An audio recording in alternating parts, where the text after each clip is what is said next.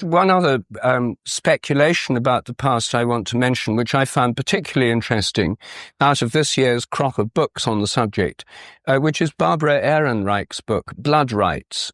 She's an American writer based in New York, and in her book, Blood Rights, completely changed around my idea of human prehistory. What she shows very convincingly is that our image of man the hunter striding forth onto the African savanna about 3 million years ago is, in fact, pretty implausible. Human beings were small, they couldn't run very fast, they weren't particularly strong, their tools were extremely primitive. It's much more likely that for most of human history it was not man the hunter, but man the hunted. In fact, most bone remains of early hominids show the marks and scratches and tooth marks of large cats on them. Human beings were on the African savanna with lots of game, but also with lots of big predators. They were extremely vulnerable. And a great deal of human mentality, she argues, was shaped by millions of years of being preyed on by large predators. It wasn't until about 50,000 years ago that there was an improvement in hunting technologies all around the world, whereby human beings could indeed become fairly effective hunters. But for most of the 3.5 million years of hominid history, it was man the hunted. She shows very interestingly that this sheds light on many religious traditions, because in many religious traditions, there's the idea of the victim, the sacrificial victim. If you're a herd of wildebeest or baboons in a group out in the desert, and a predator approaches, the predators usually attack isolated members of the group, the old, the young, or sometimes the young males who are defending the group on the periphery. Those are the ones that get killed first. And when they've killed one of them, they start eating it, and very often the rest of the group then relax, and they often stand round and watch the predator eating the prey, because once they've got one victim, they're not hungry anymore, they're not interested in the rest. So one dies for the sake of the rest. This is a simple fact of predation. And she shows that this pattern, the idea of a sacrificial victim that dies for the sake of the rest, is deeply embedded in our consciousness as an archetypal pattern based in this biological fact of predation and the fact that we were preyed upon. She also shows that most of the early visions of gods and goddesses were in the form of carnivores. Even Jehovah is a carnivore. The story of Cain and Abel, where Cain is a farmer and offers the fruit of the earth to God as a sacrifice, and Abel is a herder and offers a sheep. God prefers the sacrifice of Abel. He prefers meat to vegetarian diet, and that's why Cain kills Abel. He's jealous.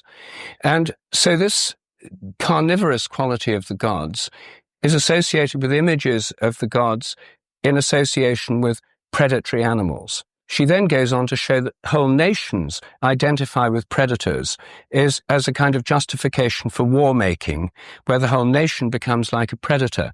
The symbol of England and many other countries is the lion, of America, of the United States, the eagle, and so on. All around the world you find these predatory animals as national emblems. Well, I think her insights are particularly interesting, and because of this long history, it shows so much of our mythology, religious structure, and fears are related to this long period of being preyed on. She shows the fantasies, the nightmares of young children in modern cities like New York until they're about 5 years old, and not about child molesters and realistic fears, or at least the fears their parents have. They're about being eaten by monsters and wild animals. This is what most children's nightmares are about. And this would go back to a long period of history. So here we have two ideas, Mythen's ideas and Barbara Ehrenreich's ideas about early human history, which would give memories. I would think of them as memories in the collective memory through morphic resonance. Jung would call them collective archetypes in the collective unconscious. Things which are built into our past, our memory, that have shaped the way our minds are today. of which we're largely unaware, because our normal study of history begins with the civilizations of the Near East, with Egypt, with Greece, Rome, and so forth, and leaves out the previous 3.5 million years of human history, which have really done so much to shape our evolutionary nature, and therefore condition the way we respond to each other today and in the future. Can I jump in? In my trying to understand at greater levels this moment of transition 50,000 years ago, or this moment of breakthrough, what exactly were the elements and how did it happen? I've sort of come very close to this area that Rupert's indicating this morning, because I can't help but notice that a successful predator must think like prey, that there is this peculiar intellectual symbiosis that goes on between the predator and the prey. And hunting cats, top carnivores, I think, internalize the behaviors of their prey. Well, at the very dawn of the emergence, of the evolutionary emergence of mind, the central human figure in that equation is the shaman. And the shaman at the high Paleolithic stage is essentially a kind of sanctioned psychotic.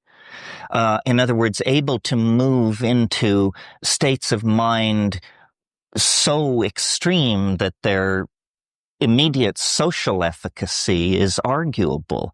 And to condense that into common English, what I mean is the shaman is a person, a designated member of the social group, who can mentally change into an animal, who can become so animal-like that other members of the social group are appalled and draw back. And so in a weird way, at this fractal boundary where human consciousness emerges, the first human consciousness was not human at all. It was a human ability to model effectively the thinking processes of other predators. With mathematical models. With mathematical models and precision, yes. And so, yes, what we're talking about when we're talking about hunting is we're talking about strategic thinking. And strategic thinking always involves bifurcating trees of choice. If we go to the water hole at dawn, perhaps we can make a kill. If we take food and leave the women and children and go in this direction several days, perhaps we will make a kill. Perhaps not. Perhaps by abandoning the women and the children, we will undercut our gene pool and return to catastrophe. Strategic thinking. What strategic thinking requires is the ability to contemplate possibilities not immediately present. In other words, there's a kind of time-binding function here. So I'm really not so much posing a question to Rup as adumbrating what he said. I think this is where it all comes together in this very complicated relationship between fear, expectation, strategizing, and the imagination. The two areas where I'm sure we spend a great deal of time studying these bifurcating trees of possibility were in the food gathering and hunting domain, and then in the sexual domain, which today we call erotic fantasy. But in the high Paleolithic, erotic fantasy was rather closely welded to where your genes went and how your biological propagation processes proceeded. So the key, whether you believe it was through the stimulation of psilocybin or through the aping of the behavior of other top predators that we aspired to compete with, whatever the causal mechanism, the domain in which the change was born and in which we will live until we leave the body behind us is the domain of the imagination.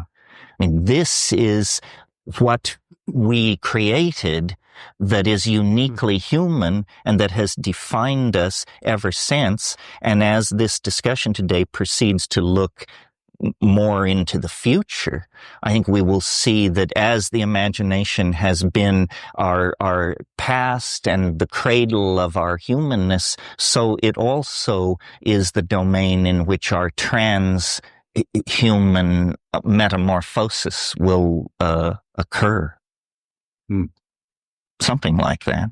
Hey, but why this need not only was a constant throughout the 3.5 million years evolution of hominids, but also in pongids, apes, and the swarming bees, schooling fish, and so on. This is more or less no news here. What was it then that happened 50,000 years ago, if anything happened? So I know that this will not be a favorite hypothesis in this audience, but it's one that has to be counted. You asked for, are there any other, what did he suggest actually, Stephen Mythen? He doesn't give a very clear explanation as to why this might have happened. Well, he's a youngish man, I suppose. Yeah.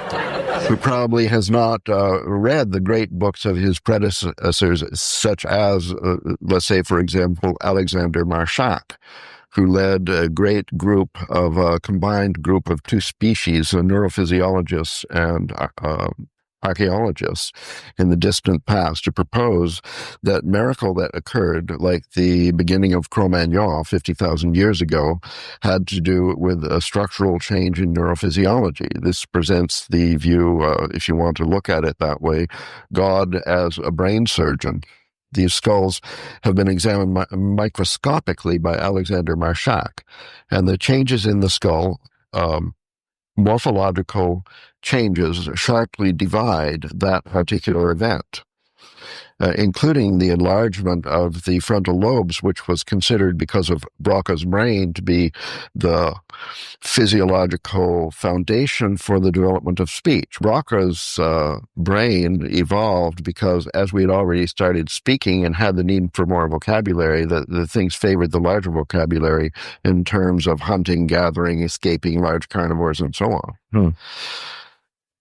Anyway, there's a dichotomy of two different views about this bifurcation, the divine intervention one and the physiological DNA random mutation natural selection one. Isn't that it? And in this dichotomy, we see you opposed, because Terence believes the eating psilocybin mushrooms is a purely material explanation, right? It requires no recourse to a divine intervention in the field. Angels, dreams, you use the word imagination. But he's not suggesting a literal divine intervention. He's just speaking metaphorically. Well, Mythen's speaking metaphorically. I think I'm speaking literally. Because I think, you see, one of the things we have to explain is that religion, or some sense of a beyond the human realm of consciousness, is found in every human culture today, in some sense, in some way or another, a world of spirits, a world of angels, of gods. That to explain the universal distribution of this as part of traditional human thinking requires, at some stage in the past, there have been an awareness of this other realm of consciousness. Now, this is not incompatible with psilocybin or any other drug hypothesis, because those might have kick-started this connection with another realm of consciousness. But if we assume that today, all over the world, shamanic cultures and all other cultures have the sense of other levels and other kinds of conscious entities beyond the human level, some in animal forms and some in forms way beyond that, we have to assume that at some stage in the past there was a linking with these other realms of consciousness, whatever they are. Not just metaphors, not just archetypes in the collective mind, but forms of consciousness that might well, and I think actually are, out there,